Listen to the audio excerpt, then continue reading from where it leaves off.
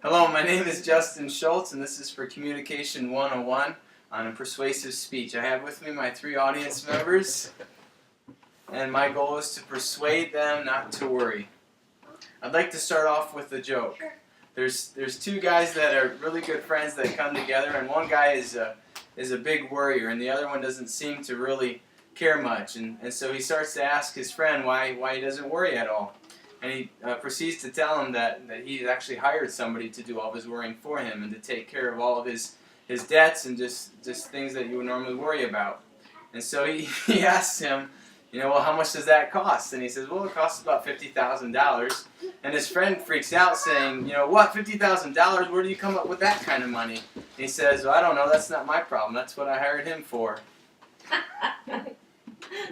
Worry affects everyone. It affects us not only with the day-to-day things like worrying about maybe how you're going to get gas money to get to work, or if you even have a job when you show up, or it affects us in more personal ways and social ways, such as if you fit in with somebody, with a crowd, or if people like you or don't like you. And so that's what we're going to talk about, is that how worry is an everyday thing for us, and how we need not to worry.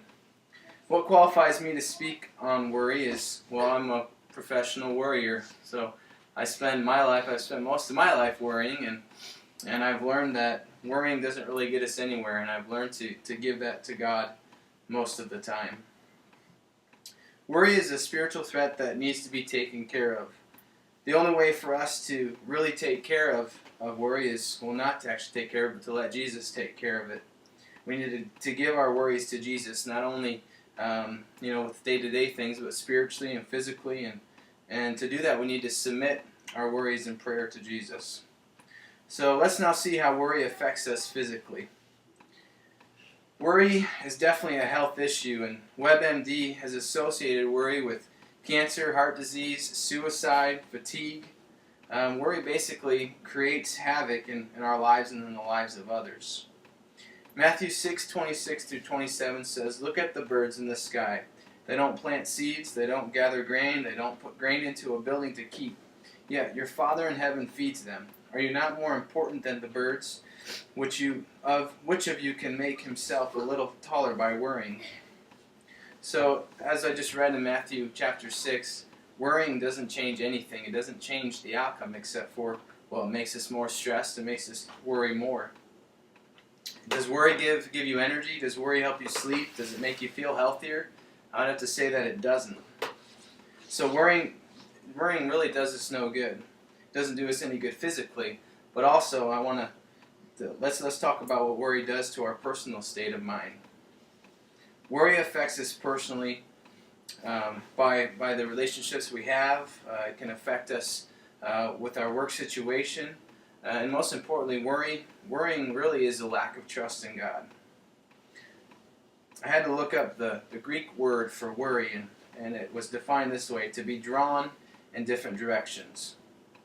So it's safe to say that we're pulled away from God due to doing things our own way, that we're drawn away from God.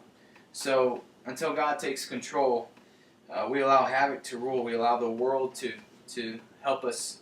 We allow the world to make us worry. Worrying affects us physically and personally, but by giving God our worries through prayer and action, I believe that worry can become something that from the past, and that we can look ahead to the future. Matthew 6:33-34 says, "Don't worry about tomorrow, for today's troubles are enough for today." So if we put God first in our life, and we fill our thoughts with His desires, and we seek to please Him with the things we say and we do, and allow God to take care of the rest, then worry really has no part in our lives. So we have to ask ourselves, what's important to us?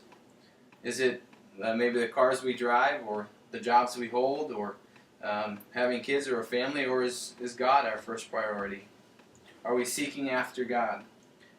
And so, asking that question are we seeking after God, I have to define what the word seek means. And that means to go after, it means to strive, to pursue, it means to aim at.